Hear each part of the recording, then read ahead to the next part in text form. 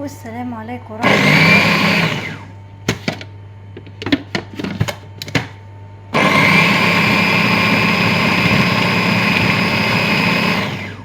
والعجوة اللي عملناها من بيتنا بأسهل الطرق، شايفين؟ طبعا حطيت عليها رشة قرفة، ممكن اشيلها على كده، لكن انا عايزة ايه، ان انا احط لها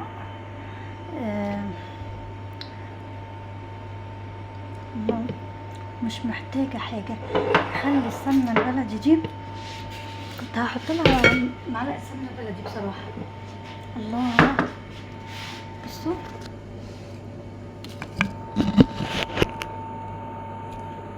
بصوا الجمال بقى، ما شاء الله ما شاء الله. احلى عجوة تعمليها من بيتك ومش هتكلفك حاجة. ليه؟ لانها موجودة عندك من رمضان. بصوا العجوة،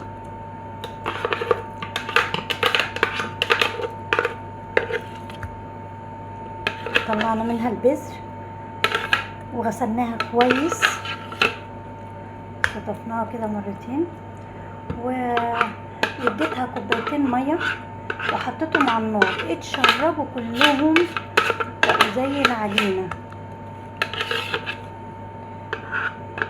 ضربتهم في الكبه او بالهاند بلندر باي كان، بهراسه اهو. شايفين العجوه؟ اعمل منه ايس كريم، اعمل منه منين بالعجوه. حد عايز ياكلها كده زي سندوتش كده، هحط له عليها معلقه سمنه بلدي.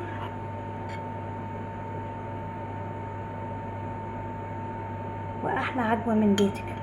خدي يا ستي طالما هتاكليها كده.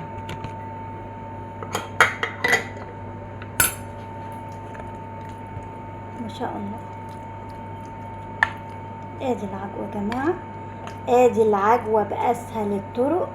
يا حلاوه العجوه اللي من البيت، بدل ما هرمي البلح، بدل ما هقعد اقول استنى بقى واشيله ومش عارفه ايه، لا ده انا خدت الحبه دول، ممكن اعمل منهم احلى حبه منين برضو ممكن بدقيق حبه الحبه الكامله، ويبقى برضو منها غذا ومنها مدخله لها البلحه وتمام.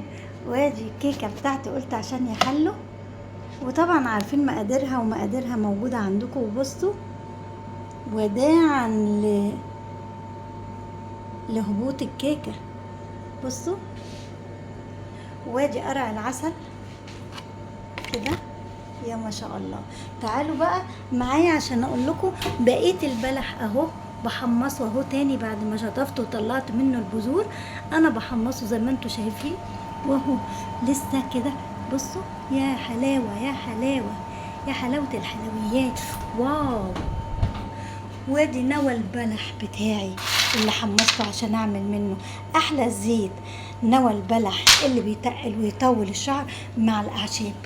يا رب اكون فدتكم، ويا رب تفيدوني بتعليق ولايك وشير. وبصوا يعني عايزه الدنيا دي كده ايه، ولا كريم البنجر اللي عملناه مع بعض والله تحفه.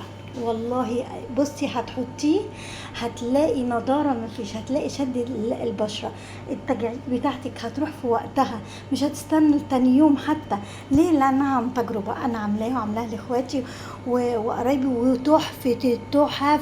قومي اعمليها من بيتك، وبعد ما تغليها صفيها وخدي منها المعلقتين، ان كان من ميه البنجر او من ميه الكركديه وميه الرز. يعني انا حطيت رز مع كركديه وغلي وبذور كتان وصفتهم، خدتهم وحطيت عليهم معلقه ونص نشا وقلبت على النار او معلقه نشا، واداني احلى كريم بنجر من بيتك.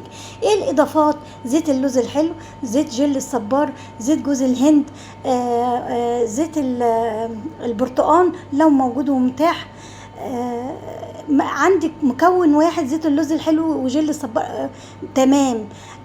عندك كلهم تمام.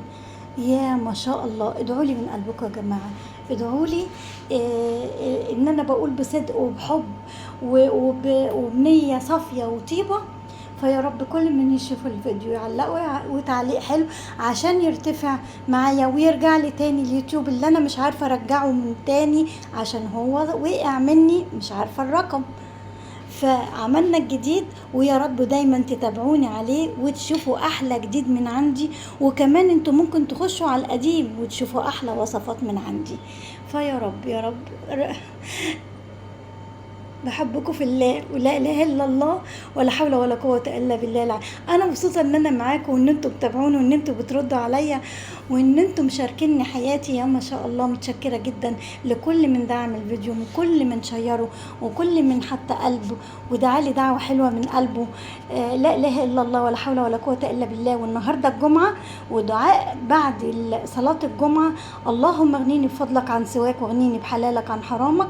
اللهم اغنيني بفضلك عن سواك واغنيني بحلالك عن حرامك يا رب العالمين. 4-5 مرات زي ما انت تقدري قولي. وما شاء الله ما شاء الله. وادي البنجر اهو، حاولت ان انا اجيبه لكم، اللي ده هحفظه في الفريزر، ولما يخلص اللي عندي هضيف، انا ضايفه عليه كل المكونات: زيت اللوز وجل الصبار وزيت جوز الهند ونقطه جريسلين، ضايفه عليه كل الاضافات.